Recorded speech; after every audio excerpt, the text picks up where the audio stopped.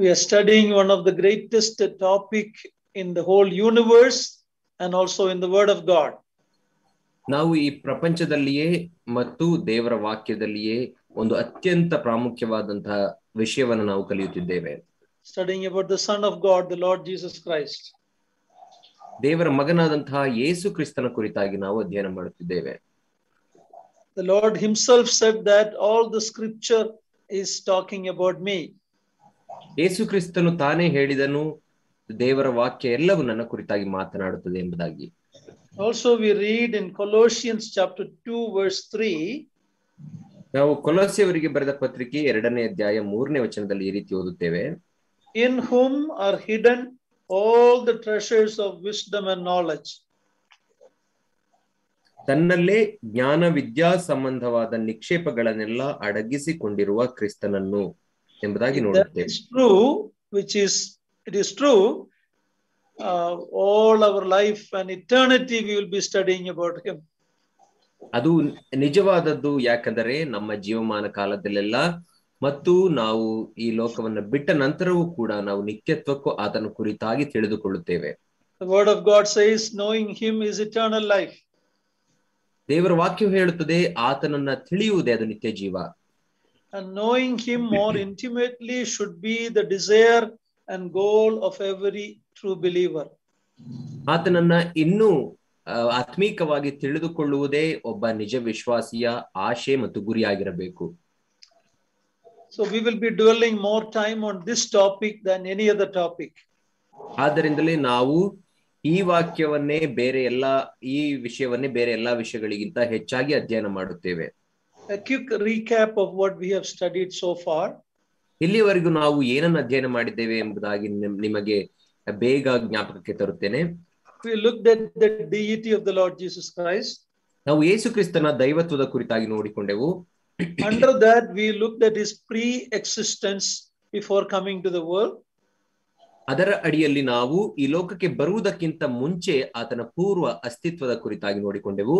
Also we saw that not only that he existed, he is eternality. ಆತನು ಪೂರ್ವದಲ್ಲಿ ಅಸ್ತಿತ್ವದಲ್ಲಿದ್ದನು ಎಂಬುದಾಗಿ ಮಾತ್ರ ನೋಡಿಕೊಳ್ಳಲಿಲ್ಲ, ಅದರೊಟ್ಟಿಗೆ ಆತನು ನಿತ್ಯತ್ವಕ್ಕೂ ಇರುವಾತನು ಎಂಬುದನ್ನು ನೋಡಿಕೊಂಡೆವು. Looked at his divine nature. ಆತನ ದೈವಿಕ ಸ್ವಭಾವದ ಕುರಿತಾಗಿ ನೋಡಿಕೊಂಡೆವು. Looked at the different names and titles that he has. ಆತನಿಗೆ ಕೊಟ್ಟಿರುವಂತಹ ವಿವಿಧವಾದಂತಹ ಹೆಸರುಗಳು ಮತ್ತು ಬಿರುದುಗಳ ಕುರಿತಾಗಿ ನೋಡಿಕೊಂಡೆವು. His pre-incarnate appearance. ಆತನ ಮಾನವನಾಗಿ ಬರುವುದಕ್ಕಿಂತ ಮುಂಚೆ ಎಲ್ಲೆಲ್ಲಿ ಕಾಣಿಸಿಕೊಂಡನು ಎಂಬುದನ್ನು ನೋಡಿಕೊಂಡೆವು. How he was prefigured through persons or events in the Old Testament.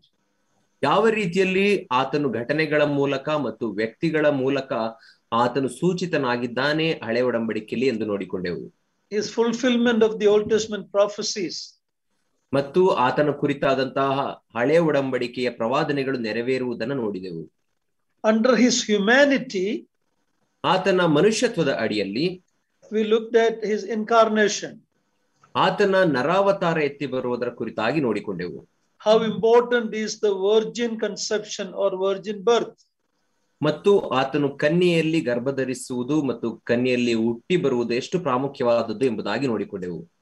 Then from Philippians 2 we saw the kenosis, or what did he empty? His self-limiting is emptying himself. What does it mean? ಮತ್ತು ಫಿಲಿಪಿಯವರಿಗೆ ಬರೆದ ಪತ್ರಿಕೆ 2ನೇ ಅಧ್ಯಾಯದಲ್ಲಿ ಕಲೋಸೆಸ್ ಅಂದ್ರೆ ಆತನು ತನ್ನನ್ನು ತಾನು ಯಾವ ವಿಷಯದ ಕುರಿತಾಗಿ ಬರಿದು ಮಾಡಿಕೊಂಡನು ಎಂಬುದನ್ನು ನೋಡಿಕೊಂಡೆವು. We saw that his humanity was very real. ಆದ್ದರಿಂದಲೇ ಆತನ ಮನುಷ್ಯತ್ವವು ಕೂಡ ಅದು ನಿಜವಾದದ್ದಾಗಿತ್ತು. It was the hypostatic union. In other words, the divine nature took on a human nature, and he remains from then onwards always with that two nature. ಮತ್ತು ಹೈಪೋಸ್ಟಾಟಿಕ್ ಐಕ್ಯತೆ ಅಥವಾ union, ಹೈಪೋಸ್ಟಾಟಿಕ್ ಐಕ್ಯತೆ ಅಥವಾ union ಎಂಬುದಾಗಿ ನಾವು ನೋಡಬೇಕಾದ್ರೆ ಅದರ ಅರ್ಥ ದೇವರಾದಂತಹ ಆತನು ಮನುಷ್ಯನ ರೂಪವನ್ನು ಹೇಗೆ ಧರಿಸಿಕೊಂಡನು ಎಂಬುದಾಗಿ ನಾವು ನೋಡಿಕೊಂಡೆವು. ಮತ್ತು ಅದಾದ ನಂತರ ಆತನು ನಿತ್ಯತ್ವಕ್ಕೂ ಅದೇ ಪರಿಸ್ಥಿತಿಯಲ್ಲಿ ಹೈಪೋಸ್ಟಾಟಿಕ್ ಐಕ್ಯತೆಯ ರೂಪದಲ್ಲಿ ಆತನು ಉಳಿದುಕೊಳ್ಳುತ್ತಾನೆ. He will forever be the God man. ಆತನು ನಿತ್ಯತ್ವಕ್ಕೂ ದೇವ ಮನುಷ್ಯನಾಗಿ ಇರುತ್ತಾನೆ. Last time we looked at why about his baptism. ನಾವು ಕಳೆದ ವಾರ ಆತನ ದೀಕ್ಷಾ ಸ್ನಾನದ ಕುರಿತಾಗಿ ನಾವು ನೋಡಿಕೊಂಡೆವು. His baptism under John the Baptist. ಸ್ನಾನಿಕನಾದ ಯೋಹಾನನ ಕೈಯಲ್ಲಿ ಆತನ ದೀಕ್ಷಾ ಸ್ನಾನದ ಕುರಿತಾಗಿ ನೋಡಿಕೊಂಡೆವು. Why I said that? Because his death on the cross was also, Jesus said, I have a baptism to be baptized with. So his death was also another baptism. ಯಾಕೆ ಆತನ ದೀಕ್ಷಾ ಸ್ನಾನದ ಕುರಿತಾಗಿ ನಾವು ನೋಡಿಕೊಳ್ಳಬೇಕಂದರೆ ಆತನು ಶಿಲುಬೆ ಮೇಲಿದ್ದಾಗ ಇನ್ನೊಂದು ದೀಕ್ಷಾ ಸ್ನಾನದ ಕುರಿತಾಗಿ ಮಾತನಾಡುತ್ತಾನೆ. ಅದೇನೆಂದರೆ ನಾನು ಇನ್ನೊಂದು ದೀಕ್ಷಾ ಸ್ನಾನವನ್ನ ಮಾಡಿಸುತ್ತೇನೆ ಎಂಬುದಾಗಿ ಆತನು ಮಾತನಾಡುವುದನ್ನು ನೋಡುತ್ತೇವೆ. But his baptism under John the Baptist in River Jordan was the beginning of his public ministry. ಆದರೆ ಆ ಯೋರ್ದನ್ ಹೊಳೆಯಲ್ಲಿ ಸ್ನಾನಿಕನಾದ ಯೋಹಾನನ ಕೈಯಲ್ಲಿ ಆತನು ಮಾಡಿಸಿಕೊಂಡ ದೀಕ್ಷಾ ಸ್ನಾನವು ಆತನ ಸುವಾರ್ಥ ಸೇವೆಯ ಅಥವಾ ಆತನ ಸೇವೆಯ ಪ್ರಾರಂಭದ ಘಟ್ಟವಾಗಿತ್ತು. And his end was by shedding blood on the cross. So baptism was the beginning of his public ministry, and his death on the cross and shedding of the blood was the termination of his ministry. ಆತನು ಯೋರ್ದನ್ ಹೊಳೆಯಲ್ಲಿ ದೀಕ್ಷಾ ಸ್ನಾನ ಮಾಡಿಸಿಕೊಂಡದ್ದು ಆತನ ಸಾರ್ವಜನಿಕ ಸೇವೆಯ ಪ್ರಾರಂಭವಾಗಿತ್ತು ಮತ್ತು ಶಿಲುಬೆ ಮೇಲೆ ಆತನು ಪ್ರಾಣವನ್ನ ಕೊಟ್ಟು ತನ್ನ ರಕ್ತವನ್ನು ಸುರಿಸಿದ್ದು ಆತನ ಸೇವೆಯ ಅಂತ್ಯವಾಗಿತ್ತು. That's why in 1 John we read he came by water and by blood. ಆದ್ದರಿಂದಲೇ ನಾವು 1 ಯೋಹಾನನ ಪತ್ರಿಕೆಯಲ್ಲಿ ನೋಡುವ ಪ್ರಕಾರ ಆತನು ನೀರಿನಲ್ಲಿಯೂ ಮತ್ತು ರಕ್ತದಲ್ಲಿಯೂ ಬಂದನು ಎಂಬುದಾಗಿ ನಾವು ನೋಡುತ್ತೇವೆ. In other words, the person who got baptized in River Jordan is the same person that died on the cross. ಅದರ ಅರ್ಥವೇನೆಂದರೆ ಯೋರ್ದನ್ ಹೊಳೆಯಲ್ಲಿ ನೀರಿನಿಂದ ದೀಕ್ಷಾ ಸ್ನಾನ ಮಾಡಿಸಿಕೊಂಡ ಅದೇ ವ್ಯಕ್ತಿ ಶಿಲುಬೆಯ ಮೇಲೆಯೂ ಕೂಡ ಪ್ರಾಣ ಕೊಟ್ಟಂತ ವ್ಯಕ್ತಿಯೇ ಆಗಿದ್ದಾನೆ. In the early church there were false teaching that Christ left him before he went to the cross. ಆ ಆದಿ ಸಭೆಯಲ್ಲಿ ಕೆಲವು ತಪ್ಪಾದ ಬೋಧನೆಗಳಿದ್ದವು. ಅದೇನೆಂದರೆ ಆತನು ಶಿಲುಬೆ ಮೇಲೆ ಸಾಯುವುದಕ್ಕಿಂತ ಮುಂಚೆ ಕ್ರಿಸ್ತನು ಆತನ ದೇಹವನ್ನು ಬಿಟ್ಟು ಹೋದನು ಎಂಬುದಾಗಿ ಸುಳ್ಳಾದ ಬೋಧನೆಯನ್ನು ನಾವು ನೋಡುತ್ತಿದ್ದೆವು. I'm sorry, it is not in the church, but there were false teachers in the early church time. ಆ ಆದಿ ಸಭೆಯ ಕಾಲದಲ್ಲಿ ಈ ರೀತಿಯಾದಂತ ಸುಳ್ಳು ಬೋಧನೆಗಳಿದ್ದವು. And then end we looked at his temptation, why he was tempted. ಮತ್ತು ಕಳೆದ ವಾರದ ಅಧ್ಯಯನದ ಅಂತ್ಯದಲ್ಲಿ ನಾವು ಯಾಕೆ ಆತನು ಶೋಧನೆಗೆ ಒಳಗಾದನು ಎಂಬುದನ್ನು ನೋಡಿಕೊಂಡೆವು. Was his temptation real? ಆತನ ಶೋಧನೆ ಅದು ನಿಜವಾಗಿತ್ತ? And what did he accomplish by why he was tempted? ಆತನ ಶೋಧನೆಯ ಮೂಲಕ ಆತನು ಸಾಧಿಸಿದ್ದಾದರೂ ಏನು ಮತ್ತು ಆತನು ಯಾಕೆ ಶೋಧಿಸಲ್ಪಟ್ಟನು? We also said there are people who give the false teaching that yes, he didn't sin, but he could have sinned. That's why he was tempted. ಇನ್ನು ಈ ರೀತಿಯಾದಂತಹ ಕೆಲವು ತಪ್ಪು ಬೋಧನೆಗಳುಂಟು. ಅದೇನೆಂದರೆ ಯೇಸು ಕ್ರಿಸ್ತನು ಶೋಧನೆಗೆ ಒಳಪಟ್ಟ ಕಾರಣವೇನೆಂದರೆ ಆತನು ಪಾಪ ಮಾಡಬಹುದಾ, ಆದ್ದರಿಂದಲೇ ಆತನು ಶೋಧನೆಗೆ ಒಳಪಟ್ಟನು ಎಂಬುದಾಗಿ ಸುಳ್ಳಾದ ಬೋಧನೆ. We deny that because if he could sin when he came to the world, today in heaven also he could sin. But Bible says Jesus Christ is the same yesterday, today and forever. ನಾವು ಅದನ್ನು ತಿರಸ್ಕರಿಸುತ್ತೇವೆ, ಅದು ಸುಳ್ಳು ಎಂಬುದಾಗಿ ನಂಬುತ್ತೇವೆ. ಯಾಕಂದರೆ ಒಂದು ವೇಳೆ ಆತನು ಈ ಲೋಕಕ್ಕೆ ಬಂದಾಗ ಒಂದು ವೇಳೆ ಪಾಪ ಮಾಡಲಿಕ್ಕೆ ಸಾಧ್ಯವಿದ್ದರೆ ಆತನು ಈಗ ಪರಲೋಕದಲ್ಲಿ ತಂದೆಯ ಬಳಗಡೆ ಇದ್ದಾನೆ, ಅಲ್ಲಿಯೂ ಕೂಡ ಪಾಪ ಮಾಡುವ ಸಾಧ್ಯತೆ ಇರುತ್ತಿತ್ತು.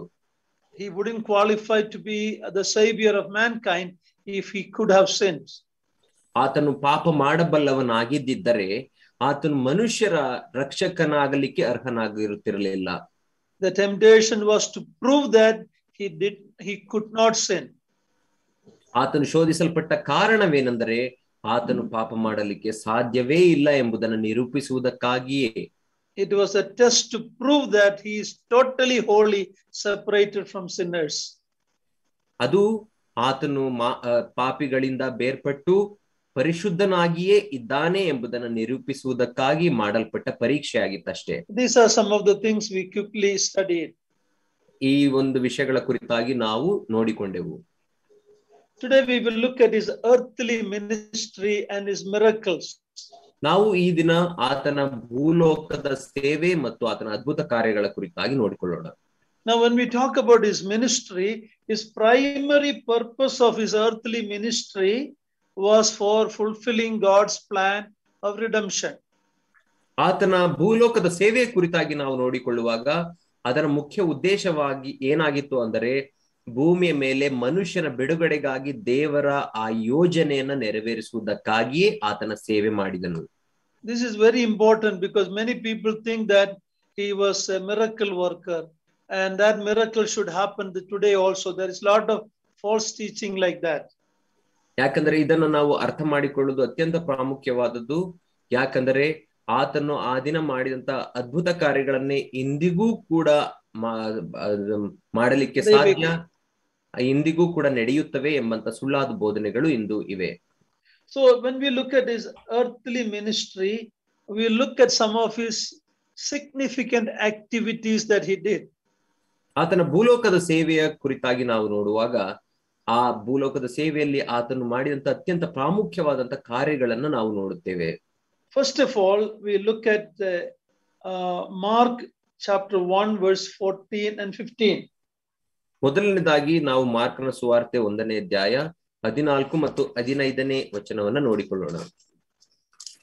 ಮಾರ್ಕ 1ನೇ ಅಧ್ಯಾಯ 14 ಮತ್ತು 15ನೇ ವಚನ. ಯೋಹಾನನು ಸೆರೆಗೆ ಬಿದ್ದ ಮೇಲೆ ಯೇಸು ಗಲಿಲಾಯ ಸೀಮೆಗೆ ಬಂದು, ಕಾಲ ಪರಿಪೂರ್ಣವಾಯಿತು, ದೇವರ ರಾಜ್ಯವು ಸಮೀಪಿಸಿತು, ದೇವರ ಕಡೆಗೆ ತಿರುಗಿಕೊಂಡು ಸುವಾರ್ತೆಯನ್ನು ನಂಬಿರಿ ಎಂದು ದೇವರ ಸುವಾರ್ತೆಯನ್ನು ಸಾರಿ ಹೇಳಿದನು. Preaching the gospel and the need for repentance was one of the activity.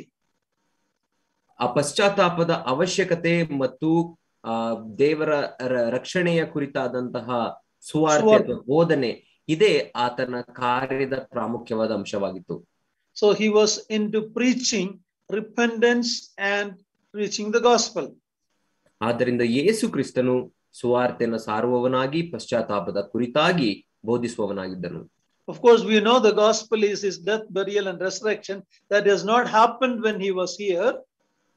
ನಮಗೆ ಗೊತ್ತು ಆ ಸುವಾರ್ತೆ ಏನನ್ನ ಬೋಧಿಸುತ್ತದೆ ಅಂದರೆ ಆತನ ಮರಣ, ಹೂಣಲ್ಪಡುವಿಕೆ ಮತ್ತು ಪುನರುತ್ಥಾನದ ಕುರಿತಾಗಿ ನಾವು ನೋಡಿಕೊಳ್ಳುತ್ತೇವೆ. ಆದರೆ ಆತನ ಭೂಲೋಕದಲ್ಲಿ ಇರುವವರೆಗೂ ಅದು ಸಂಪೂರ್ಣವಾಗಲಿಲ್ಲ.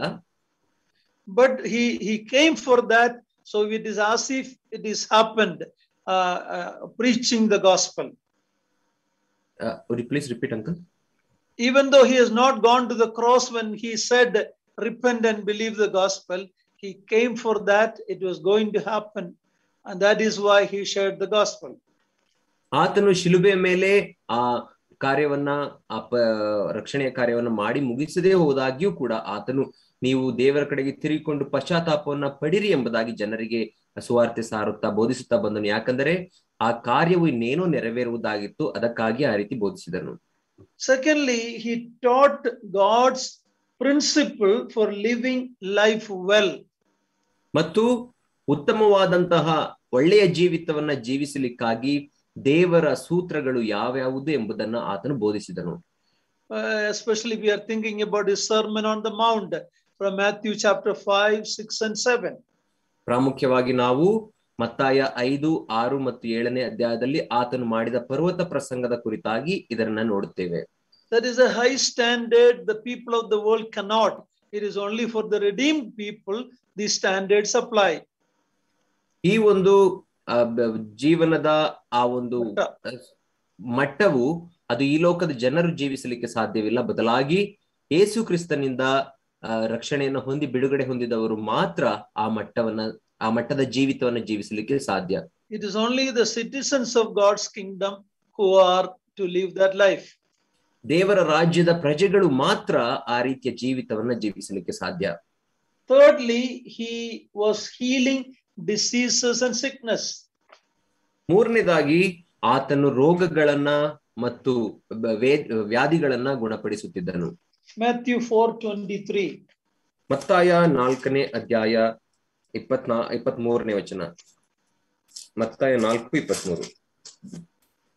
ಬಳಿಕ ಯೇಸು ಗಲಿಲಾಯದೆಲ್ಲ ತಿರುಗಾಡಿ ಅಲ್ಲಿ ಅವರ ಸಭಾಮಂದಿರಗಳಲ್ಲಿ ಉಪದೇಶ ಮಾಡುತ್ತಾ ಪರಲೋಕ ರಾಜ್ಯದ ಸುವಾರ್ತೆಯನ್ನು ಸಾರಿ ಹೇಳುತ್ತಾ ಜನರ ಎಲ್ಲಾ ತರದ ರೋಗಗಳನ್ನು ಎಲ್ಲಾ ತರದ ಬೇನೆಗಳನ್ನು ವಾಸಿ ಮಾಡುತ್ತಾ ಬಂದನು. So the summary about the preaching and the healing ministry is mentioned in this verse. ಆದ್ದರಿಂದ ಆತನ ಸುವಾರ್ಥ ಸೇವೆ ಮತ್ತು ಗುಣಪಡಿಸುವ ಸೇವೆಯ ಒಂದು ಸಾರಾಂಶ ಈ ವಚನದಲ್ಲಿ ತಿಳಿಸಲ್ಪಟ್ಟಿದೆ. Fourthly, we see that he also casting out demons. ನಾಲ್ಕನೇದಾಗಿ ಆತನು ದೆವ್ವಗಳನ್ನು ಕೂಡ ಬಿಡಿಸಿದ್ದನ್ನು ನಾವು ನೋಡುತ್ತೇವೆ. In Mark chapter 1, we see there was a man who was possessed with unclean spirit. ನಾವು ಮಾರ್ಕನ ಸುವಾರ್ತೆ 1ನೇ ಅಧ್ಯಾಯದಲ್ಲಿ ನೋಡುವಾಗ ಅಲ್ಲಿ ಒಂದು ದೆವ್ವದಿಂದ ಹಿಡಿಯಲ್ಪಟ್ಟಂತಹ ಒಬ್ಬ ವ್ಯಕ್ತಿಯ ಕುರಿತಾಗಿ ನಾವು ನೋಡುತ್ತೇವೆ. And Jesus cast out demons. ಮತ್ತು ಆ ದೆವ್ವವನ್ನ ಯೇಸು ಕ್ರಿಸ್ತನು ಬಿಡಿಸಿದನು. Fifthly, he confronting false teachings of his day. ಮತ್ತು ಆತನ ದಿನದಲ್ಲಿದ್ದಂತಹ ಸುಳ್ಳು ಬೋಧಕರನ್ನ ಆತನು ಎದುರಿಸುವುದನ್ನು ನಾವು ನೋಡುತ್ತೇವೆ. He contrasted his teaching with the Pharisees and the Sadducees, the religious leaders' teaching. ಮತ್ತು ಆತನು ಫರಿಸಾಯರ, ಸದ್ದುಕಾಯರ ಮತ್ತು ಧಾರ್ಮಿಕ ನಾಯಕರ ಬೋಧನೆಗಳು ತನ್ನ ಬೋಧನೆಗಳು ವಿಭಿನ್ನವಾಗಿವೆ ಎಂಬುದನ್ನು ಆತನು ತೋರಿಸಿದನು. Many a times he said, you heard it said like this, but I say unto you. ಅನೇಕ ಸಮಯದಲ್ಲಿ ಆತನು ಈ ರೀತಿ ಹೇಳಿದನು, ದೇವರ ವಾಕ್ಯವು ಈ ರೀತಿ ಹೇಳಲ್ಪಟ್ಟಿದೆ, ಆದರೆ ನಾನು ನಿಮಗೆ ಹೇಳುತ್ತೇನೆ ಈ ರೀತಿ ಎಂಬುದಾಗಿ ಆತನು ಬೋಧಿಸಿದನು. So he confronted their false teaching and he rightly expounded the law. ಆತನು ಅವರ ಸುಳ್ಳಾದ ಬೋಧನೆಗಳನ್ನ ಎದುರಿಸಿದನು ಮತ್ತು ದೇವರ ವಾಕ್ಯವನ್ನ ಮತ್ತು ದೇವರ ಧರ್ಮಶಾಸ್ತ್ರವನ್ನ ಸರಿಯಾಗಿ ಬೋಧಿಸಿದನು. Sixthly, he was training his disciples for the future ministry. ಆರನೇದಾಗಿ ಆತನು ಭವಿಷ್ಯದ ಸೇವೆಯ ಕಾರ್ಯಗಳಿಗಾಗಿ, ಸ್ವಾರ್ಥ ಸೇವೆಯ ಕಾರ್ಯಗಳಿಗಾಗಿ ತನ್ನ ಶಿಷ್ಯರನ್ನ ತರಬೇತುಗೊಳಿಸುತ್ತಿದ್ದನು. He taught them the theory and also practical ministry.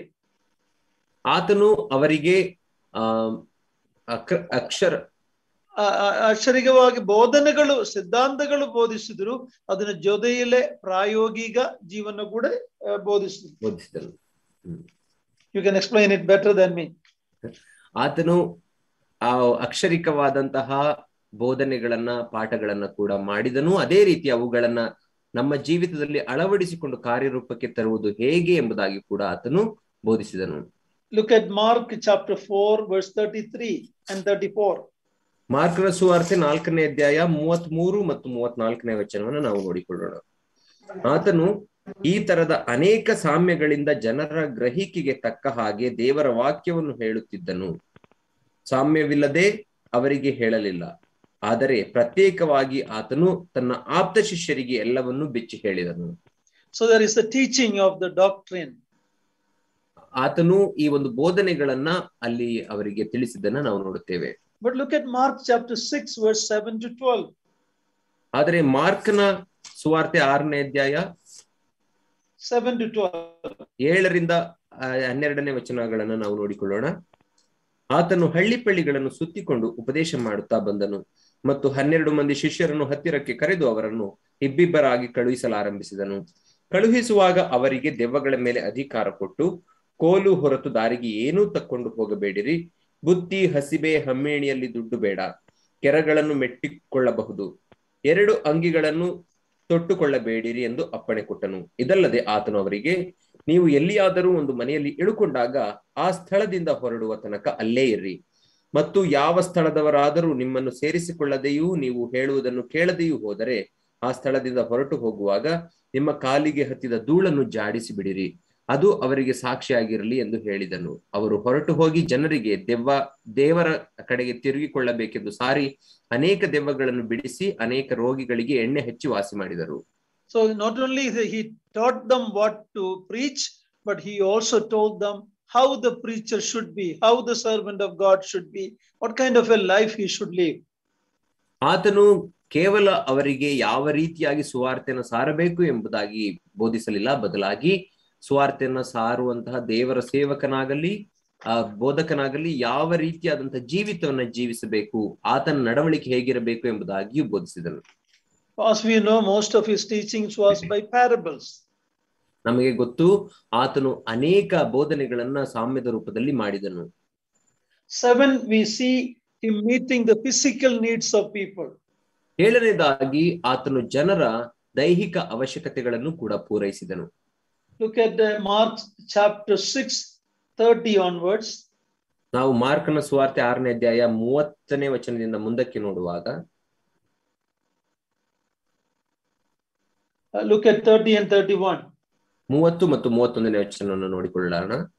ಇತ್ತಲಾಗಿ ಅಪೊಸ್ತಲರು ಆತನ ಬಳಿಗೆ ಕೂಡಿ ಬಂದು ತಾವು ಮಾಡಿದ್ದನ್ನು ಉಪದೇಶಿಸಿದ್ದನ್ನು ಎಲ್ಲ ಆತನಿಗೆ ತಿಳಿಸಲು ಆತನು ಅವರಿಗೆ, ನೀವು ಮಾತ್ರ ವಿಂಗಡವಾಗಿ ಅಡವಿಗೆ ಬಂದು ಸ್ವಲ್ಪ ದಣುವಾರಿಸಿಕೊಳ್ಳಿರಿ ಎಂದು ಹೇಳಿದನು. ಯಾಕಂದರೆ ಬಹಳ ಮಂದಿ ಬರುತ್ತಾ ಹೋಗುತ್ತಾ ಇದ್ದದರಿಂದ ಅವರಿಗೆ ಊಟ ಮಾಡುವುದಕ್ಕೂ ಅವಕಾಶ ಸಿಕ್ಕಲಿಲ್ಲ. And if you continue there, we see the feeding of the 5,000. ಅಲ್ಲಿ ನಾವು ಮುಂದುವರೆದು ಮುಂದಕ್ಕೆ ಹೋಗುವಾಗ 5,000 ಜನರಿಗೆ ಆತನು ಊಟ ಮಾಡಿಸುವುದರ ಕುರಿತಾಗಿ ನೋಡುತ್ತೇವೆ. So Jesus was equally concerned about their physical needs. ಯೇಸು ಕ್ರಿಸ್ತನು ಅವರ ದೈಹಿಕ ಅವಶ್ಯಕತೆಗಳ ಬಗ್ಗೆಯೂ ಕೂಡ ಅಷ್ಟೇ ಕಾಳಜಿಯುಳ್ಳವನಾಗಿದ್ದನು. Next, he was correcting the false practices of the religion then. ಮತ್ತು 8ನೇದಾಗಿ ಆತನು ಆ ದಿನಗಳಲ್ಲಿ ಇದ್ದಂತಹ ತಪ್ಪಾದ ಧಾರ್ಮಿಕ ಆಚಾರ ವಿಚಾರಗಳನ್ನ ಸರಿಪಡಿಸಿದನು. Mark chapter 7, ಮಾರ್ಕನ ಸುವಾರ್ತೆ 7ನೇ ಅಧ್ಯಾಯ verse 5 onwards we can see. 5ನೇ ವಚನದಿಂದ ಮುಂದಕ್ಕೆ ನಾವು ನೋಡಿಕೊಳ್ಳಬಹುದು. Mark 7, 5 and 6. ಮಾರ್ಕ 7ನೇ ಅಧ್ಯಾಯ 5 ಮತ್ತು 6ನೇ ವಚನ.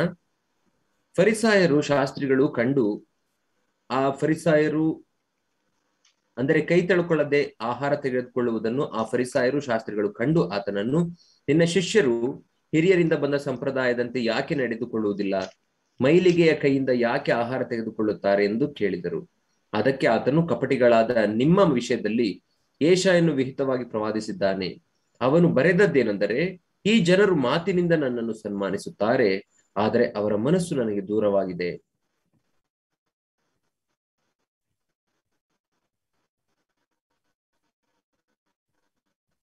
So he was correcting the false practice. Hello.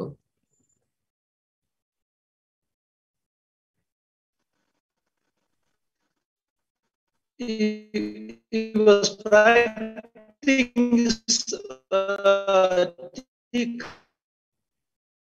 I cannot hear you clearly. Would you please repeat?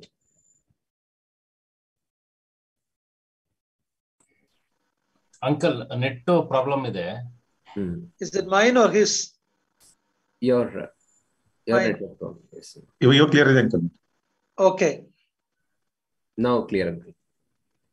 So he was correcting the false practices of his day. ಆತನ ದಿನಗಳಲ್ಲಿ ಇದ್ದಂತಹ ತಪ್ಪಾದ ಧಾರ್ಮಿಕ ಆಚರಣೆಗಳನ್ನು ಆತನು ಸರಿಪಡಿಸಿದನು.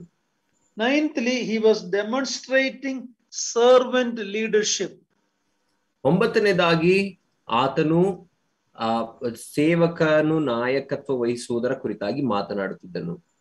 We remember John 13 when he was washing the feet of the disciples.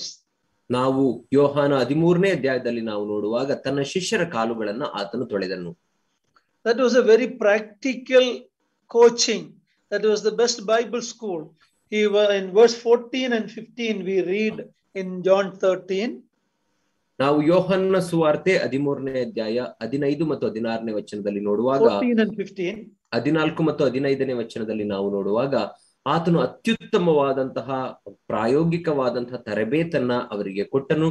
ಯಾವುದೇ ಸತ್ಯವೇದ ಶಾಲೆಯೂ ಕೊಡದಂತಹ ಅತ್ಯುತ್ತಮವಾದಂತಹ ತರಬೇತಿಯನ್ನ ತನ್ನ ಶಿಷ್ಯರಿಗೆ ಆತನು ಕೊಟ್ಟನು.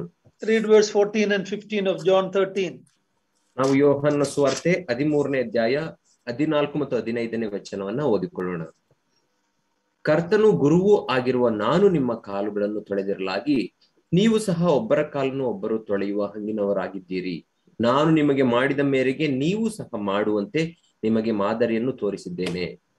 So very practical Bible school, teaching them that he has set an example and you must do the same. ಅದು ಒಂದು ಅತ್ಯಂತ ಪ್ರಾಯೋಗಿಕವಾದಂತ ಸತ್ಯವೇದ ಶಾಲೆಯಾಗಿತ್ತು. ನಾನು ನಿಮಗೆ ಒಂದು ಮಾದರಿಯನ್ನು ತೋರಿಸಿದ್ದೇನೆ, ನೀವು ಅದನ್ನ ಅನುಸರಿಸಬೇಕು. 10thly, he was showing us a preview of heaven and hell. 10ನೇದಾಗಿ ಆತನು ನರಕ ಮತ್ತು ಸ್ವರ್ಗದ ಒಂದು ಪಕ್ಷಿ ನೋಟವನ್ನ ನಮಗೆ ತೋರಿಸುತ್ತಿದ್ದನು. Remember, in his days the Sadducees did not believe in life after death or resurrection or angels, They did not believe that. ಆತನ ಕಾಲದಲ್ಲಿ ಸದ್ದುಕಾಯರು ಮರಣದ ನಂತರ ಇನ್ನೊಂದು ಜೀವವಿದೆ ಅಥವಾ ಪುನರುತ್ಥಾನವಿದೆ ಅಥವಾ ದೇವದೂತರಿದ್ದಾರೆ ಎಂಬುದಾಗಿ ಅವರು ನಂಬುತ್ತಿರಲಿಲ್ಲ. But they were the priestly group. They were the high priest people. ಆದರೆ ಅವರೇ ಆ ಒಂದು ಮಹಾಯಾಜಕರ ವೃತ್ತಿಯನ್ನು ಮಾಡುತ್ತಿದ್ದವರು. But they did not believe in resurrection. ಅಂತ ಮಹಾಯಾಜಕರೇ ಆ ಪುನರುತ್ಥಾನವನ್ನು ನಂಬುತ್ತಿರಲಿಲ್ಲ. So in Luke chapter 16 we have the famous incident about the rich man and Lazarus, what happened to them after death.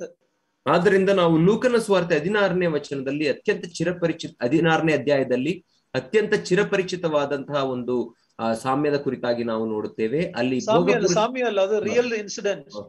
ಅದು ನಿಜವಾದಂತಹ ಒಂದು ಸಂಗತಿಯನ್ನು ಘಟನೆಯನ್ನ ಯೇಸು ಕ್ರಿಸ್ತನು ತಿಳಿಸುತ್ತಾನೆ. ಭೋಗ ಪುರುಷ ಮತ್ತು ಭಿಕ್ಷುಗಾರನ ಅಂತ ಲಾಜರ್ನ ಕುರಿತಾಗಿ ನಾವು ಅಲ್ಲಿ ಹೇಳುವುದನ್ನು ನೋಡುತ್ತೇವೆ. Yeah, when it comes to Lazarus, he said there was a man, a beggar by name Lazarus. So it was real. ಲಾಜರ್ನ ವಿಷಯಕ್ಕೆ ಬರುವಾಗ ಒಬ್ಬ ಭಿಕ್ಷುಗಾರನ ಅಂತ ಲಾಜರನು ಎಂಬುದಾಗಿ ಆತನ ಹೆಸರನ್ನ ಹೇಳುತ್ತಾನೆ. ಅಂದರೆ ಅದು ಸತ್ಯವಾದಂತ ಘಟನೆ. So he is the one who removed the curtain to show us what is on the other side of death. ಆದ್ದರಿಂದಲೇ ಯೇಸು ಕ್ರಿಸ್ತನು ನಮ್ಮ ಜೀವಿತಕ್ಕೂ ನಂತರದ ಜೀವಿತಕ್ಕೂ ಮಧ್ಯದಲ್ಲಿರುವಂತಹ ಆ ತೆರೆಯನ್ನ ತೆಗೆಯುವವನಾಗಿ ಮುಂದಿನ ಜೀವಿತದಲ್ಲಿ ಏನಿದೆ ಎಂಬುದನ್ನು ನಮಗೆ ತೋರಿಸಿಕೊಟ್ಟನು. If the Lord didn't show that, we wouldn't fully understand what happens when a believer die, when an unbeliever die. ಕರ್ತನು ಅದನ್ನು ನಮಗೆ ತೋರಿಸಿಕೊಡದೇ ಇದ್ದರೆ ನಮಗೆ ಅರ್ಥವಾಗುತ್ತಿರಲಿಲ್ಲ ಒಬ್ಬ ವಿಶ್ವಾಸಿ ಸತ್ತಾಗ ಏನಾಗುತ್ತದೆ ಮತ್ತು ಅವಿಶ್ವಾಸಿಗೆ ಏನಾಗುತ್ತದೆ ಎಂಬುದಾಗಿ. What are we studying? ನಾವು ಏನನ್ನ ಅಧ್ಯಯನ ಮಾಡುತ್ತಿದ್ದೇವೆ? The Lord Jesus Christ's earthly ministry and his different activities that he did when he was here. ನಾವು ಯಾವುದನ್ನ ಅಧ್ಯಯನ ಮಾಡುತ್ತಿದ್ದೇವೆ ಅಂದರೆ ಯೇಸು ಕ್ರಿಸ್ತನ ಭೂಲೋಕದ ಸೇವೆ ಮತ್ತು ಆತನು ತನ್ನ ಸೇವೆಯ ಕಾರ್ಯದಲ್ಲಿ ಸೇವೆಯ ಒಂದು ಮಧ್ಯದಲ್ಲಿ ಮಾಡಿದಂತ ಅನೇಕ ಕಾರ್ಯಗಳ ಕುರಿತಾಗಿ ನೋಡಿಕೊಳ್ಳುತ್ತಿದ್ದೇವೆ. He also predicted about the future, about his second coming. ಮತ್ತು ಆತನು ಮುಂದಾಗುವಂತ ಸಂಗತಿಗಳ ಕುರಿತಾಗಿಯೂ ಕೂಡ ಕಾಲಜ್ಞಾನವನ್ನು ಹೇಳಿದನು ಮತ್ತು ತನ್ನ ಎರಡನೇ ಬರೋಣದ ಕುರಿತಾಗಿ ತಿಳಿಸಿದನು. We remember Matthew 24 and 25 about his coming. It's mostly Jewish in context. ನಾವು ಮತ್ತಾಯ 24 ಮತ್ತು 25ನೇ ಅಧ್ಯಾಯದಲ್ಲಿ ನಾವು ನೋಡುವಾಗ ಆತನು ತನ್ನ ಎರಡನೇ ಬರೋಣದ ಕುರಿತಾಗಿ ಮುಂತಿಳಿಸುವವನಾಗಿದ್ದಾನೆ. ಅದು ಯಹೂದ್ಯರ ಹಿನ್ನೆಲೆಯಲ್ಲಿ ಆತನು ಮಾತನಾಡುವಾಗ ಅದನ್ನು ತಿಳಿಸುತ್ತಾನೆ. And number 12, he was proving that he was indeed the Son of God. 12ನೇದಾಗಿ ಆತನು ತಾನು ನಿಜವಾಗಿಯೂ ದೇವರ ಮಗನಾಗಿದ್ದೇನೆ ಎಂಬುದನ್ನು ನಿರೂಪಿಸುತ್ತಿದ್ದನು. And proving that he is the promised Messiah. ಮತ್ತು ತಾನೇ ವಾಗ್ದಾನ ಮಾಡಲ್ಪಟ್ಟ There were two ways he confirmed. ನಿರೂಪಿಸಿದನು. There were two ways he confirmed it.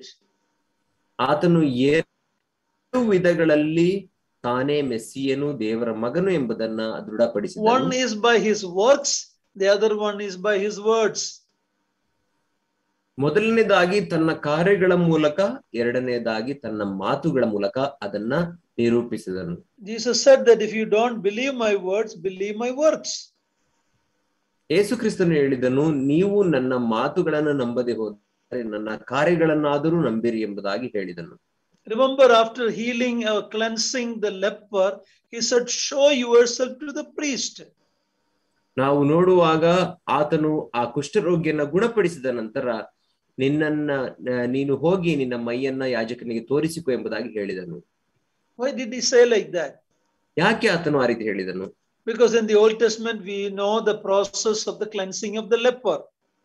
ನಮಗೆ ಗೊತ್ತು ಹಳೆ ಒಡಂಬಡಿಕೆಯಲ್ಲಿ ಒಬ್ಬ ಕುಷ್ಠರೋಗಿಯನ್ನ ಶುದ್ಧಪಡಿಸುವ ರೀತಿ ಹೇಗೆ ಎಂಬುದಾಗಿ ನಾವು ನೋಡಿದ್ದೇವೆ.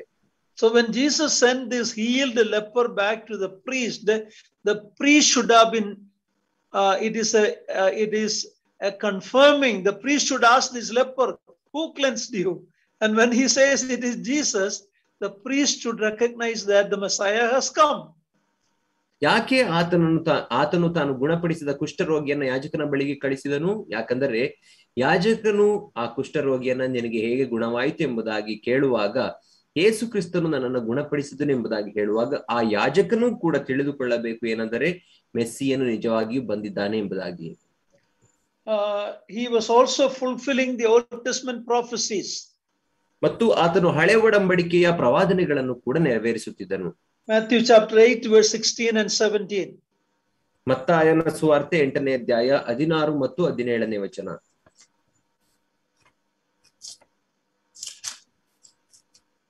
ಮತ್ತಾಯ 8, 16, 17.